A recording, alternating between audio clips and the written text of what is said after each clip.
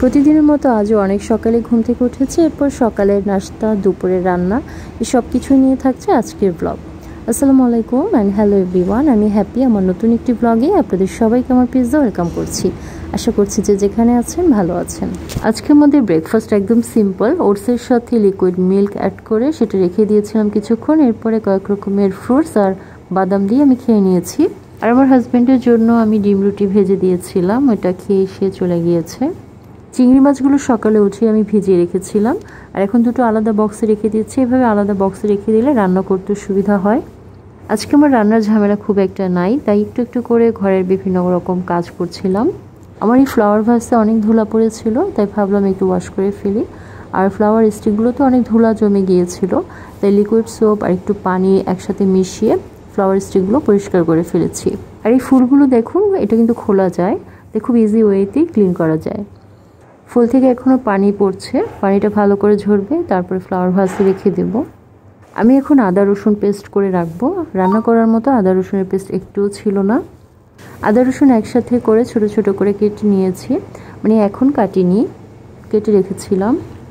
রান্না যখন বেশি থাকে তখন তো এই কাজগুলো করতে পারি না, করা হয় না, তাই আজকে এইসব করে একটু কাজটা এগিয়ে রাখছি। এই বিফ কারিটা আমি গতকাল রাতেই রান্না করেছিলাম, তবে পুরোপুরি কমপ্লিট করতে পারিনি। 80% সিদ্ধ করে রেখেছিলাম, বাকিটা আজকে করছি, এখন করছি।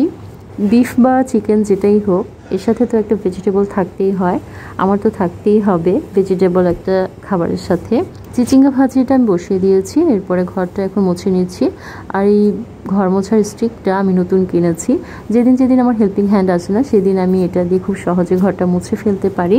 তো ঘরের কাজ, রান্না বান্না সব কিছু শেষ হয়েছে, আর আমার এখন খুব খিদেও পেয়েছে। আমি শাওয়ার নিয়ে এসেছি, একদম সরাসরি হাঁড়ি থেকেই খাবার নিচ্ছি। এখন আর আলাদা করে বাটিতে করে খাবার নিয়ে খাওয়ার সময় নেই আমার। আমি আমাকে সময় দিতে চাচ্ছি না, কারণ ওই যে বলেছি আমার খুব খিদে পেয়েছে। ভাত নিয়েছি, সাথে বিফ কারি, আর এই যে লেবু আছে। মাংসের সাথে আর ডালের সাথে আমি লেবু খেতে খুব পছন্দ করি।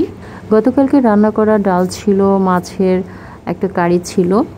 আমি ফ্রিজ থেকে বের করে গরম করে রেখেছিলাম ওভেনে। আমার মনে হচ্ছিল আজকে হয়তো আমার হাজব্যান্ড একটু তাড়াতাড়ি চলে আসবে, কিন্তু আসতে পারেনি, একা একাই খেতে হলো।